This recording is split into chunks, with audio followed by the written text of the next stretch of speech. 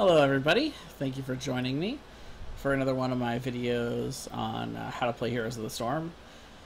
Basically, I'm going to be going over a pretty basic facet of Heroes of the Storm today, which is about the concept of resource management. So there's going to be a couple different examples I'm going to go with. I'm going to pull them directly from games that we've played recently to give you guys an idea of what I'm talking about. This one is a little bit strange for the concept of resource management, but I still think it fits with the general idea of how to try to manage your resources and when to engage, when not to engage, and how to coordinate. So first thing we're going to look at is a bad example of resource management. In general, in Heroes of the Storm, it is better to be a 5-man team invading on a boss attempt than it is to be a 5-man team being invaded on in a boss engagement. And that's mainly because of the concept of resource management. Most of the time, in order to take down a boss, you have to use your basic ability resources in order to defeat the boss and capture it. This gives an innate advantage to the team that is invading and attempting to steal the boss, because they still have all of those basic resources available. One of the main resources, of course, is heroic resources, the heroic abilities. So in this case, you can see that Bloodlust has already been popped, Hinterland's Blast is off cooldown, plus the enemy team doesn't have Gust, so that's very nice in terms of trying to capture a boss. Not only that, but we also see that the boss has been started, Gazla is very low, and so this is a good opportunity for the red team to engage. But the idea is that you have to engage together as a team and also coordinate as a team as you attempt to steal a boss like this. So let's take a look at what happens. Gazlo gets very, very low, and we see a couple of heroes commit to it, dive in pretty deep. You know, of course, not everyone has gap closers like Vault and Burrow Charge, but we can already see that we're starting to get a little bit split around this boss. And then the decision that has to come out is, do we then try to take over going after the boss, or do we go after the enemy team? Worth noting that Arthas is not even in this fight yet, though that is not something that's readily available through vision yet. But this is where things start to go south. Some people decide to jump, and what's funny is that Agent was actually one of the ones lagging behind, but he's now gone all the way in trying to get this retreating Gazla, who gets out, and the rest of the team kind of gets split back here. So we're not doing a good job of coordinating our resources. Our dive hero has gone in deep, the tank has not gone in, and we're still engaging the boss, which means we're fighting a war on multiple fronts, which, as any army general will tell you, is not an ideal situation.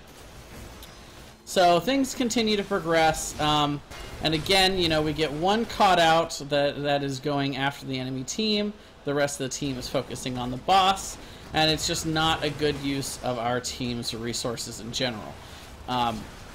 So coordinating those resources is going to be the really important factor in trying to win. And now that the enemy team does a fairly good job of coordinating the resources. They dedicate enough people in the bottom to outnumber and pick off Vala, and then most of the rest of them refocus their energy into pushing us off the boss and then attempting to take it. And at this point, our team is split, and there's just not a whole lot that we can do here. So we get pushed off, and it's pretty much the end. Now, of course, not all heroes can dive in on those situations very effectively either, but at least the heroes you do have can dive on the enemy team, try to get some picks, or the entire team should stay in the boss circle and go after the boss. But splitting your resources can be a very detrimental part of the game. Alright, one of the strongest things that are involved in the concept of making big plays is, you know, we see a lot of big play clips coming with teams coming from out of the shadows, from out of vision, and getting the jump on an enemy team. A lot of people would probably attribute that to the idea of the element of surprise, just catching your opponents off guard, and that's definitely a part of it. But I think the biggest part of why so many of these big play clips come from that general origin is the idea of resource management. So as we can see, we are running here a Divine Mosh comp. So we have Divine Shield, we have Mosh Pit, and we have a lot of damage to follow it up. The enemy team, I know you can't see it because of here, but they're Disintegrate. So the enemy team elects, for whatever reason, to not take Wave of Force and to not take Apocalypse against our heroic combo, which is their first mistake. But again, going back to the concept of resource management, when you come from a bush, all of your basic abilities and likely many of your heroic abilities are going to be available when you decide to go and attack, assuming that you do it correctly and you wait for those heroic cooldowns. But certainly the basic abilities will be available for you to be able to follow up whatever you're trying to do with your gank. So as we see, we are all out of vision. That's a very nice coordinated effort to get our heroes into position relatively together. I especially like the fact that we're not stacked. This is a really, really big deal as well, is even when you're traveling together, you want to be in the same general vicinity, but in general in this game, stacking up is not the best idea, particularly when you have an Uther healer and you're at full health, but I digress. The idea, of course, here is resource management. So the slide happens. I actually get whipped back, but he misses the whip on Rabid to put him out of position for the mosh. So we start with a 3-man mosh. So right away we see that Cassia is inside the mosh pit. So Valkyrie is not going to be available as a mosh counter. Again, Li Ming did not take Wave of Force. So the only thing left is the Sonya leap. However, she mistimes it and leaps in during the Divine Mosh, so the mosh pit will continue. At that point, everybody has their resources available. We see the Psystorm go down. We see all the abilities come out from myself and Zagara.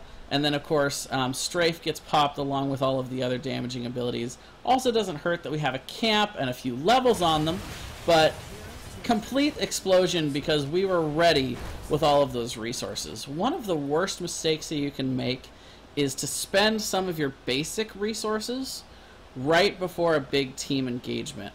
It makes it very difficult to coordinate your damage and to be prepared to follow up big combos like that. But in this case, it worked out because we all came from the shadows. All of those basic abilities were up. We popped all the heroics at the same time, and the enemy was not able to counter our Divine Mosh.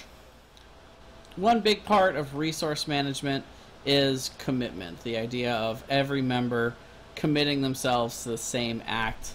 Again, it's a pretty broad subject, but in this case, we have the Dragon Knight near the end of this game. We have all 5 of us here in the bot lane. They're almost 5. Diablo's coming down, going to end up coming down for the defense as well. But at the end of the day, this is an opportunity for us to end the game pretty swiftly. At this point, we are 3 levels ahead, just about ready to get 20, but not quite at 20.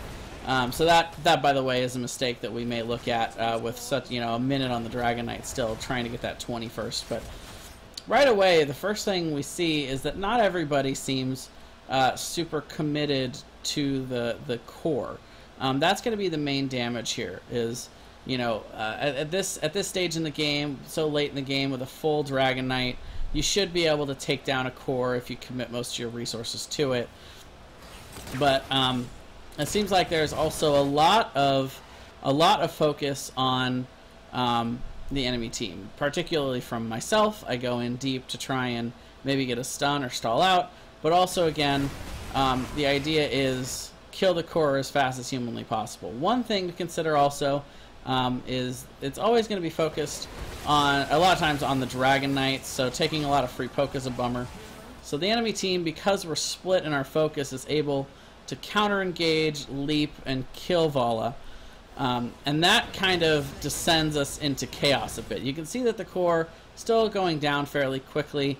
Rabid's getting pushed around in the back, but the enemy team is not doing a good job of focusing on the 2 biggest aspects of taking down a core in this situation as far as our resources go, which is the Dragon Knight and the siege damage dealer, which is ZAGARA. So in this case, still should be able to get through it. Losing UTHER actually, ooh, that's kind of neat. Losing UTHER in this case can actually be a good thing. Ideally, you'd like to see 20 come in before that, but that's okay. We didn't get 20, not a big deal. So I end up going down. But then we still don't have all of our resources on it. Tassadar is still completely committed to the cause, though. Ends up going for it with all of his might, but a whole 2% just because of the lack of the full commitment. So in this case, your resource management is key. However, it's worth noting the enemy team doesn't do a good job of devoting their resources either to clearing all of the creep. So a couple seconds later, ZAGARA gets the opportunity to go ahead and pop on in here, go around the back, and all of a sudden, there's the commitment we need. The resources are spent, and the game is now over. GG. Alright guys, so that's going to do it for my talk on resource management. 3 good examples. I think that's probably 3 of the biggest examples on how to manage resources in general is, managing your resources when it's time to try to end the game, and who to sacrifice, who to protect, and in general just who to make sure is beating the living shit out of the core. Trying to take bosses is an example that I see a lot of teams throw on. So managing your positioning and your resources there is a really, really big deal. But then also when it comes to the general idea of team fighting, probably the biggest one of all is managing your abilities and coordinating those together to be able to have the resources to win those team fights. If you do that better than the enemy team, a lot of times that ends up being the main factor in winning or losing in big team fights. So thank you very much for joining me, as always, and I'll be back again soon with more of these little tips and tricks and things that I see in Heroes of the Storm that we should all be doing better, and hopefully I'll see you soon.